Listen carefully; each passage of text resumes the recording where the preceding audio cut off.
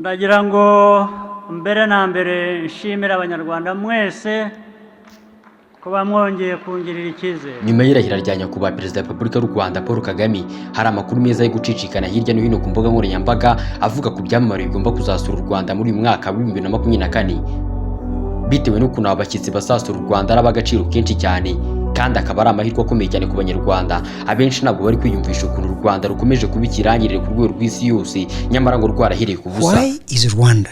He has somehow gotten Rwanda from nowhere and made it a global superstar. Mu kiganiro cyitwa The Long Form cyamaze isaha imwe n'iminota 28, umunyamakuru Nyuma yagiranye n'umunyamakuru wo mu gihugu cya Uganda witwa Nyuma, havuzwemo ko muri uku kwezi kwa cyenda k'uyu mwaka wa 2024 mu Rwanda hateganyijwe kuza umukinnyi wa box w'ikirangirire uzwi nka Mayweather, ufitanye umukino n'undi mukinnyi wa box w'ikirangirire witwa Pacquiao uzabera hano mu Rwanda mu kwezi kwa 11 k'uyu mwaka wa 2024.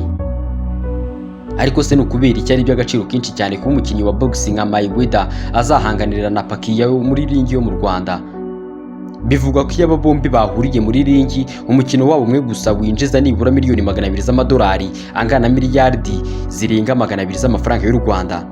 Biratangaje koko, gusa niko kuri, kubera ko umunyamakuru wo muri Uganda Nyuma yemeje ayo makuru avuga ko yavuganye na manager wa Mayweather nyuma yo kubazwa n'umunyamakuru wa The Long Form Nyuma aho yakuye ayo makuru. So wait, first of all, you're breaking news. Yes. Where are you getting all this information from? Just before I came here, I was communicating with the manager of Mayweather. The boxer. The boxer. Uretse kuza mu Rwanda kwa Mayweather nk'umukinnyi wa box gusa, mu kwezi kwa 10 k'uyu mwaka wa 2024 mu Rwanda mu murwa mukuru waho Kigali hazaba hari umuherwe wa mbere ku isi, nyakubahwa Elon Musk. Impamvu twatangiye iki kiganiro tuvuga ku irahira rya nyakubahwa perezida wa Republica y'u Rwanda Paul Kagame nuko kimwe mu bizanezeza Mayweather harimo no guhura na nyakubahwa perezida wa Republica y'u Rwanda Paul Kagame akamushimira ku bwa manda ye ya 4 y'imyaka 5 nka perezida wa Republica y'u Rwanda.